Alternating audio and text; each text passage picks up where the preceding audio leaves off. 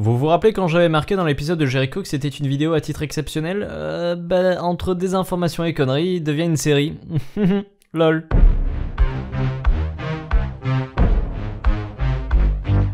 Bonjour à tous et bonne année, ici Lenny de la chaîne Science Coder et aujourd'hui nous allons revenir sur quelques vidéos bourrées de conneries et surtout de désinformation qui m'ont fait tilt. Ah oui, et pour tous les petits cons qui sont en mode si t'aimes pas tu regardes pas, désolé ça marche pas comme ça la vie, hein. Si désinformation ou conneries il y a, je me dois de la montrer et de m'y attaquer. Alors oui, attaquer la m'a fâché a déjà été fait et refait, mais moi perso pour ma part je ne vais pas me concentrer sur les plagiats, les méthodes douteuses pour augmenter le nombre de commentaires sur la chaîne, ni même la voix qui te donne plus envie de te suicider que de devoir te mater du Germstar pendant 24 heures d'affilée, mais bien sur l'aspect éducation des vidéos. Ça me fait mal de le dire. C'est parti donc pour une liste non exhaustive de quelques passages de vidéos à debunk. Alors je tiens à préciser juste avant que je ne vais pas debunk l'intégralité des vidéos, mais quelques passages, car c'est un format qui se veut rester court quand même, hein, j'ai pas 30 minutes à consacrer là-dessus, et bien sûr tout va être redoublé par quelques personnes différentes pour éviter le strike, hein, on sait jamais. Et on commence avec 10 photos mystérieuses inexpliquées à ce jour. Quelque chose me dit qu'elles vont pas rester si inexpliquées que ça. Observez bien cette photo. Un homme à droite se différencie clairement. On le dirait tout droit sorti de notre époque, et pourtant cette photographie fut prise en 1941 lors de la réouverture du pont de South Fork au Canada. Tout paraît moderne chez lui. Des lunettes de soleil noir, un pull à capuche, mais surtout un petit appareil photo parfaitement contemporain. Alors un provocateur excentrique au cœur de la campagne canadienne en 1941 ou un voyageur spatio-temporel égaré à une inauguration provinciale. Aujourd'hui, le débat reste largement ouvert. Une chose est sûre, le cliché n'a jamais été retouché. La photo est bel et bien d'origine. Elle a fait l'objet d'une analyse et il s'avère que cette dernière date bien de 1941. Alors déjà, il y a un site qui s'est intéressé, qui a retrouvé le fameux t-shirt Jones du gars. Bon bah c'est un maillot de l'équipe des Montréal Maroons, ça se passe au Canada, le mec est un supporter, hein, ça existe déjà en 41. Ses lunettes, on a des photos d'une actrice, la Yvonne Angarola, en 1940 qui porte les mêmes, donc c'est d'époque. Et son appareil photo aussi, il est d'époque, c'est un modèle Kodak. Bref, le gars en photo, c'est juste un gars qui est bien dans son époque, quoi. Une créature ressemblant à un énorme serpent a été aperçue en décembre 1964 par Robert Le Sérec et sa famille qui naviguaient sur les hauts fonds australiens de la côte du Queensland. Stupéfaite, la famille a photographié plusieurs fois le monstre marin, ne manquant pas de se rapprocher de plus en plus près. Téméraire, Robert Le Sérec avait même commencé à filmer la créature sous l'eau lorsque l'animal a soudainement ouvert sa bouche et l'a effrayé. Le temps pour le père de famille de retourner précipitamment au bateau, l'abominable monstre de Hook Island avait disparu. Selon la famille Le Sérec, la créature possédait des yeux pâlement colorés au-dessus de sa tête et avait la peau lisse et noire. Alors là, c'est parti. Alors j'ai mené ma petite enquête, vois-tu, et c'est pas si inexpliqué que ça. Cette fameuse photo a été sans nul doute créée de toutes pièces. Je m'explique. Revenons en mars 1965. Un photographe breton du nom de Robert Le Sérec affirme à un journal australien avoir réussi à photographier et même à filmer quelques mois plus tôt une créature sous-marine géante dans la baie de Stonehaven à Hook Island en Australie. Depuis lors, cette photo est devenue une référence dans la cryptozoologie, mais plusieurs problèmes entrent en jeu. Déjà pour commencer, à cette époque, notre cher Robert National avait pas mal de problèmes d'argent. Et quelle aubaine de photographier un monstre géant au bon moment, n'est-ce pas? Mais ce ne sont que des spéculations, je sais. Le petit problème est que Robert a contacté pas mal de journaux et surtout américains pour tirer le plus gros prix possible de ces clichés. Aïe. Déjà, ça commence à piquer. En 1959, soit 5 ans avant les fameuses dites photos, Le Sérec avait organisé une expédition visant à trouver un certain serpent de mer géant. Malheureusement et sans surprise, ce fut un ratage complet et le film de cette expédition ne montre absolument rien. Mais par contre, niveau argent, Robert en a bien gagné grâce à ça. Mais jusque là, je suis juste en train de vous montrer que Robert avait des problèmes d'argent et que cette histoire lui en a fait gagner. Passons maintenant à la photo en elle-même. Il y en a plusieurs, la plus connue d'entre elles, celle-ci, a d'ailleurs été tellement refaite qu'elle est inexploitable. Ce que j'entends par là, c'est que c'est même pas l'original de 1964. C'est une version refaite, fake et recolorisée. Donc s'il vous plaît, arrêtez de relayer cette photo qui est fake. Hein, voilà, ça fait déjà un bon conseil à prendre pour vous, la m'a fâché. Mais continuons. Et si c'était un morceau de plastique enseveli sous du sable? Cette théorie est la plus répandue et certainement celle vraie. Ce qui appuie cette théorie, c'est les autres photos prises de ce fameux monstre. Sur celle-ci, on peut distinctement voir le sable recouvrir le plastique, ou le monstre, hein, à vous de choisir. En tout cas, Robert réplique à ça en disant que la créature s'était enterrée sous le sable et semblait dormir. Hein, c'est pour ça qu'elle restait immobile sur les photos. Et à moitié recouvert au passage. Alors très bien mon petit Robert, hein, c'est quand même fort dommage de ne pas avoir pris une photo même une fois le monstre parti, hein, par exemple pour voir l'énorme tache dans l'eau due au mouvement du sable ou même le trou laissé derrière lui. C'est con quand même, surtout si tu veux nous faire croire à un monstre géant et en plus toi-même tu nous dis que tu l'as vu partir, donc tu avais largement le temps de pouvoir photographier le reste. Au final ces photos sont à mon humble avis un canular, je ne peux malheureusement rien affirmer. Quand 55 ans séparent les preuves de l'enquête, c'est assez compliqué d'en tirer des conclusions. Néanmoins, on n'a plus revu Robert en France depuis, certainement à cause de ses gros problèmes d'argent et de quelques autres histoires pas très jolies. Bref, suivant. La Madone et San Giovannino a été peinte au XVe siècle par Domenico Ghirlandaio. Au-dessus de l'épaule gauche de Marie se trouve un objet ovale ressemblant à s'y méprendre à un ovni. En regardant de plus près, il semblerait qu'il s'agisse d'une soucoupe volante et qu'elle porte des formes humanoïdes en elle.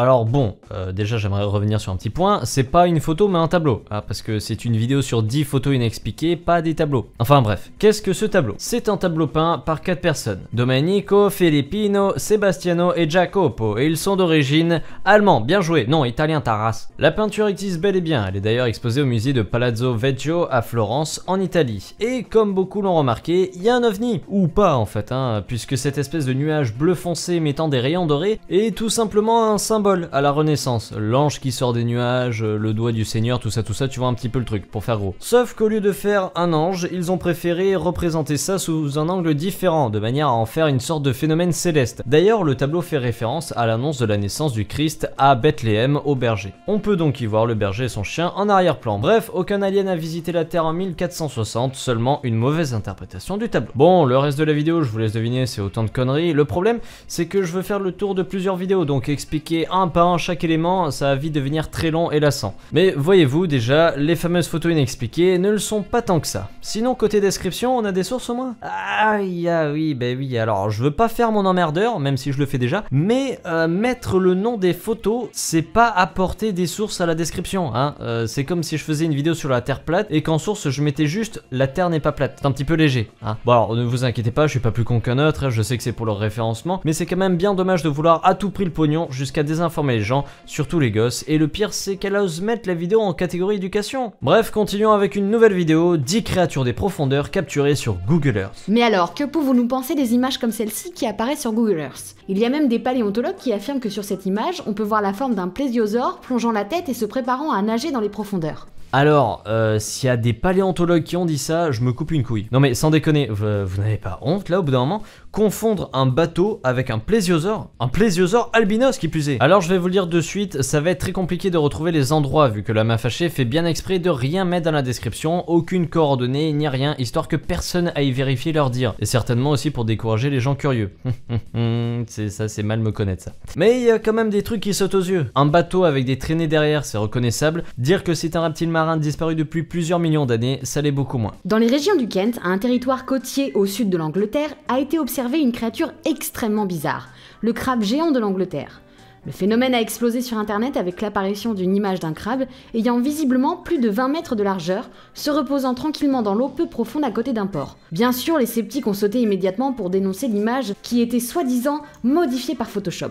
Ce qui est intéressant toutefois, c'est que la popularité de cette image a fait surgir de nombreuses histoires de locaux qui affirment avoir vu des signes du crabe près de toute la côte du Kent. Alors ce qui est encore plus intéressant, c'est que de 1, cette image n'est pas tirée de Google Earth, il n'y a qu'à aller sur le logiciel et remonter toutes les années pour voir qu'aucune photo disponible a les mêmes ombres ou luminosités que celle que tu nous montres, donc la mettre dans ton top Google Earth c'est un petit peu du foutage de gueule. De 2, qu'il faut vraiment appeler Jason Statham parce que là, à force, on va voir Godzilla débarquer sur Google Earth à cette vitesse, ça va pas être possible. Et de 3, que c'est un fake. Alors très simplement, qu'est-ce qui me dit que c'est un fake? Bon, déjà, faut pas être très fut-fut pour y croire. Biologiquement parlant, c'est impossible qu'un crustacé de cette taille existe de nos jours. Les conditions actuelles ne permettent pas un développement si radical des crabes ou tout autre crustacé. Mais sur un autre point de vue plus simple et logique, si on se rend sur Bing Map, à l'endroit précis de la photo, ah bah merde! Ah bah y a rien, c'est dommage! Regardez, avant, après, c'est bien non? Ah c'est bien Photoshop, moi j'aime bien. Alors j'aurais pu aller chercher la photo du crabe utilisée pour le fake, mais j'ai la flemme, il me reste encore pas mal de trucs à dire. Donc, continuons. Ningen veut dire humain en japonais, et ce nom, je peux dire qu'il a été donné à l'une des créatures les plus effrayantes que l'on puisse entendre sur internet. Il s'agit d'un monstre marin, beaucoup plus gros qu'une baleine, dont les traits ressemblent à ceux d'un humain, qui rôderait dans les eaux les plus froides et les plus profondes de l'océan Pacifique. Non seulement il est apparu plusieurs fois sur des images Google Earth, mais aussi de nombreux chercheurs japonais du paranormal ont fait des diffusions en direct en examinant Google Earth en live et en montrant des résultats en temps réel. Dans ces transmissions-là, vous pouvez voir des images de forme ressemblant à celles d'une Ingen en direct, sans qu'elle puisse être retouchée. Sérieusement, vous voyez une créature marine ici ? C'est bien d'avoir de l'imagination, hein, et de voir dans une bouille de pixels un monstre marin inconnu au lieu d'y voir de l'écume. Bref, voilà quoi, vous l'aurez compris, les vidéos ne sont pas vraiment travaillées, cela dit, ce n'est pas très étonnant. Alors, avant toute chose, je tiens à dire que les vidéos ne sont pas toutes comme ça, hein, mais une grosse partie oui. Ça arrive à la chaîne de parfois faire des vidéos où ils ne disent pas de conneries. En même temps, sur 650 tentatives, il y a bien des fois où ça doit passer. Voyez-vous, ce que j'ai fait, c'est une analyse, non pas de la chaîne, mais du contenu, du fond, en somme, et non pas de la forme comme beaucoup l'ont déjà fait avant. Et il y a un truc qui me fait rire, c'est votre commentaire sur la vidéo de Sir Gipsy à votre sujet, disant, je cite, « Pour une fois, on voit quelqu'un qui s'exprime sur notre chaîne avec recul et objectivité. Et ça, ce n'est pas facile à faire de nos jours. Surtout sur YouTube. » Alors, pensez-le ou pas, mais je viens d'examiner 2 vidéos avec recul et objectivité, et je peux vous dire qu'ayant passé quelques temps sur les vidéos de votre chaîne, il y a quand même un sacré paquet de merde. Je pourrais en débunk des dizaines et des dizaines de vidéos, mais bon, j'ai pas que ça à faire non plus. Le gros problème qu'il y a, c'est surtout que cette chaîne a aujourd'hui 4,5 millions d'abonnés, ce qui est titanesque, et je peux dire avec certitude que la plupart des spectateurs sont très jeunes, surtout au vu des commentaires. Haha, trouve l'intrus, ta gueule! Ce n'est absolument pas le même public entre La Main Fâchée et Y Penser, je le sais très bien, et c'est là où je vois déjà venir les petits merdeux en mode mais t'es jaloux parce que toi t'as que 47 000 abonnés. Alors non, même raison du pourquoi je suis pas jaloux de Jericho, c'est tout simplement parce que je ne vise absolument pas le même public. C'est comme si vous me disiez que je suis jaloux de PewDiePie. Bah non en fait, parce que c'est pas du tout le même public, donc je m'en tape. Et pour tous les autres qui comprennent toujours pas le pourquoi du comment je m'attaque à la chaîne, eh bien tout simplement parce que merde, même si c'est une chaîne usine, cela ne leur donne pas plus le droit de désinformer et de parler de sujets dont ils ne connaissent rien et ne font aucune recherche dessus. C'est encore le même problème avec ce genre de chaîne industrielle qui doivent absolument sortir plusieurs vidéos par semaine. Cela ne vérifie pas ces informations et ça dit des conneries. Et quand on voit aujourd'hui que c'est la chaîne d'éducation, entre gros guillemets à éducation, hein, la plus suivie de France, bien loin devant Dr Nuzman, bah ça fait mal au cul. Voyez-vous, il y a pas longtemps, Squeezie a fait une grosse bourde et on lui a mis devant le nick, c'était de sa responsabilité de contrôler ce qu'il pouvait dire, car il renvoie une bonne image des théories qu'il traite, même si elles sont fausses, auprès d'une partie de son jeune public qui n'a pas encore l'esprit critique développé. On a beaucoup tapé sur Squeezie, mais il ne faut pas oublier non plus qu'il y en a un des bien plus dangereux qui ne se contente pas de faire une vidéo de temps en temps sur un sujet, mais carrément plusieurs vidéos par semaine avec 10 sujets dedans potentiellement faux. Alors je sais que si La Main Fâchée devait vérifier ses sources et faire de bonnes vidéos, cela demanderait beaucoup plus de temps et qu'il ne pourrait pas sortir autant de vidéos et l'argent baisserait énormément. Je sais aussi que je pisse dans un violon en faisant cette vidéo, mais comme pour celle sur Jericho, j'espère faire réfléchir certains de ses abonnés, même si c'est qu'une centaine. Je vous conseille néanmoins les vidéos des collègues youtubeurs qui analysent la forme, et pour certains le fond, de La Main Fâchée, sans mauvais jeu de mots, et comme vous pouvez le constater, il n'y a pas beaucoup de belles choses à en dire dessus non plus.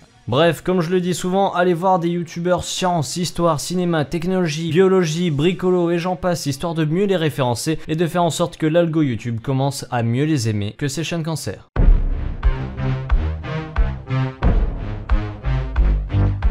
Bref, sur ce, je vous laisse et je vous donne rendez-vous très bientôt pour de nouvelles vidéos. Si vous êtes nouveau sur la chaîne, bienvenue à vous, faites un tour, hein, on y est bien. Et comme le dit si bien La Main Fâchée, n'oubliez pas de liker pour le référencement et de laisser un com, activer la petite cloche, tout ça, tout ça. Si vous avez d'autres youtubeurs, qu'ils soient français ou non, qui seraient susceptibles de faire l'objet d'un épisode de Entre désinformation et conneries, partagez-le dans l'espace commentaire. Sur ce, bonne année encore à tous et à la prochaine.